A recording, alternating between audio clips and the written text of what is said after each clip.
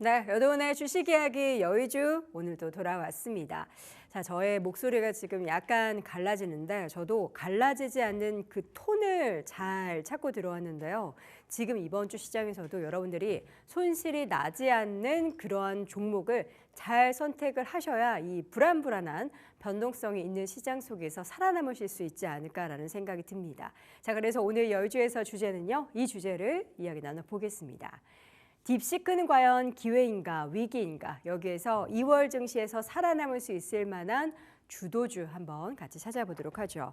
딥시크가 휩쓸고 간 증시가 지난 주말에 또 관세라는 키워드가 부상이 되면서 딥시크를 살짝 좀 밀어낼까 했더니 어두운 터널을 끝을 못 보게 계속 관세가 힘들게 하고 있습니다. 딥시크 관련해서는 무엇이 달라지는가에 더 집중해야 한다라고 시장에서는 이야기하고 있는데요. 빅 이벤트를 소화하면서 여기에 플러스 알파 관세 이야기까지 들어오고 있죠. 지난주 설 연휴 동안에는 딥시크 이야기, 그리고 금리 동결과 일본 BOJ의 금리 인상, 그리고 빅테크 실적들 계속해서 이어지고 있고 주말 사이에는 관세, 결국에는 캐나다와 멕시코 그리고 중국에 대해서 추가 10% 그리고 캐나다와 멕시코에는 25% 관세를 부과하겠다라는 내용이 전달됐습니다. 근데 그중에서 가장 시장의 산업적인 부분에 있어서는 딥시크 이야기가 중점을 잃었는데요. 이러한 저렴한 AI 모델의 등장은 AI 산업의 미래를 앞당길 수 있다는 것이 긍정적으로 나오고 있습니다. 투자 비용을 낮추면서 AI 소프트웨어나 자율주행 또 로봇의 가속화를 만들어낼 수 있다는 것이 관점이고요.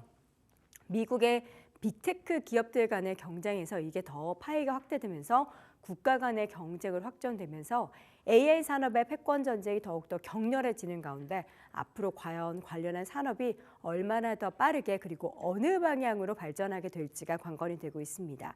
그래서 앞으로 공격적인 투자, 관련한 비용이 줄어든다고 하더라도 굉장히 다양한 기업들이 새롭게 뛰어들 수 있다는 점에서는 공격적인 투자는 계속해서 이어질 것이다로 정리가 되겠습니다.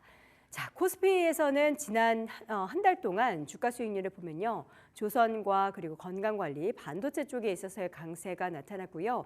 기계업종도 1월에 20%대 상승을 그려냈습니다. 보면은 그동안에 이제 하락했었던 섹터 중에서는 기계 섹터가 가장 두드러진 상승을 보였고요. 조선 같은 경우에는 12월에 이어서 1월까지 계속된 트럼프 랠리가 이어지는 모습이었습니다. 자, 이 가운데 지금 AI 노이즈에서 자유로운 업종을 픽하는 게 지금 단기적으로 2월 시장에서는 살아남을 수 있는 방법 중에 하나다라는 이야기 하는데요. AI 노이즈, 그러니까 딥시크 노이즈에서 피해갈 섹터는 이제 반도체 하드웨어 쪽을 좀 피해가자라는 얘기가 나오고 있는데 이것도 또 중장기적으로 보면은 오히려 매수의 기회다라는 목소리도 나오고 있습니다. 위기 속 기회를 포착해야 한다라는 것이 전반적인 의견이고요. 대표적으로 바이오나 조선, 방산이나 엔터가 노이즈 밖의 섹터다라고 거론이 되고 있습니다. 그러나 중장기적으로는 AI 산업 확대에 따른 모멘텀은 지속될 거기 때문에 단기적인 불확실성을 피한 선택지나 피해 종목으로는 중장기적인 관심을 가져보자라는 이야기를 하고요. 지금 트럼프 행정부의 정책이 시작되는 데 따른 반응을 주목해보자. 그러니까 지금은 이야기만 한 거죠. 관세도 이제 부과하겠다는 이야기에서 이제 시작하겠다라고 이야기를 했고 또 이제 우리 AI 관련해서는 앞으로 스타게이트를 통해서 뭔가 큰 모멘텀을 미국 쪽에서 주도권을 갖고 이뤄내겠다라고 했는데 그 부분이 딥시크라는 새로운 복병으로 걸림돌이 생기긴 했지만 그래도 미국은 미국이기 때문에 그 주도권에서 뺏기지 않기 위해서 패권 전쟁에서 살아남기 위한 목소리를 계속해서 낼 겁니다.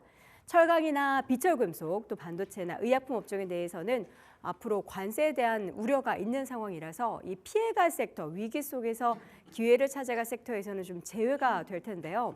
특히나 이제 바이오 쪽에서는 CDMO 관련해서 삼성바이오로직스 그리고 셀트리온 등에 대해서는 악재로 작용할 수 있다는 분석이 나오고 있습니다.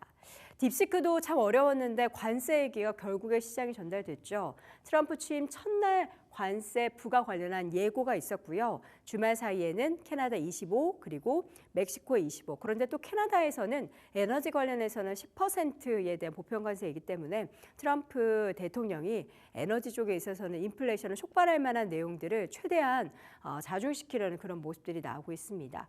이 내용을 여러분들이 계속해서 참고해서 볼 만한 내용인데 중국은 이미 이제 뭐 10%라고 해서 너무 적게 부과한 게 아니냐라고 이야기할 수 있는데 추가 부과고요. 이렇게 되면은 바이든 행정부에서 이미 50% 정도 관세를 부과했기 때문에 지금은 60% 수준이라는 점을 여러분들이 염두에 두셔야겠습니다.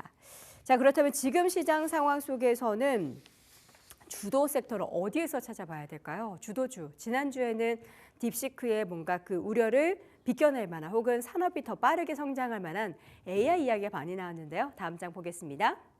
불확실성이 시달리는 반도체 쪽, 그러나 반대로 기대감이 증폭됐었던 AI 소프트웨어, 대표적으로 네이버와 카카오 등의 종목들이 탄력이 굉장히 좋았습니다. 대자본이 없어도 AI 혁신이 가능하다. 그리고 국내 AI 스타트업계에서는 기회다라는 목소리가 나오고 있고요. 마이크로소프트에서도 비용 하락이 AI 수요를 증가시키고 또 개발이 더욱더 빨라지고 많아질 것이다라는 목소리를 내기도 했습니다. 그래서 후발주자들에게도 다양한 기회가 열릴 환경의 변화, 패러다임의 변화에 우리는 주목해 볼 만한데, 근데 또 한편으로는 중국발 AI 쇼크 쪽에서 중국이 워낙에 또 대자본을 가지고 사람을 데리고 가는데 또 일가견이 있잖아요. 그래서 우리나라 AI 기업들은 인재 유출을 좀 대비해야 된다, 막아야 된다라는 목소리도 나오고 있습니다. 그리고 우리나라는 GPU 관련한 인프라 부족이 숙제인데 이게 이제 민관 협동으로 뭔가 어려움을 좀 타개해야 한다라는 목소리도 함께 나오고 있습니다. 가장 주요한 기업 중에 주가 탄력이 좋았던 네이버와 카카오를 또 집중적으로 살펴볼 필요가 있을 텐데요. 네이버도 그렇고 카카오도 그렇고 실적에 대한 모멘텀, 네이버 쪽은 좀 많이 받긴 했지만 카카오는 여전히 오리무중에 빠져 있습니다. 두 기업 모두 AI 관련한 모멘텀을 다들 시장에서 기다리고 있기 때문에 기대가 되고 있는데, 최근에 주가가 반등을 보였음에도 불구하고 네이버의 밸류에이션도 여전히 과거 10년 내 지금 최저 수준 기록을 하고 있고요. 카카오 같은 경우에도 역시나 역사적으로 최저 수준의 밸류에이션을 기록을 하고 있습니다.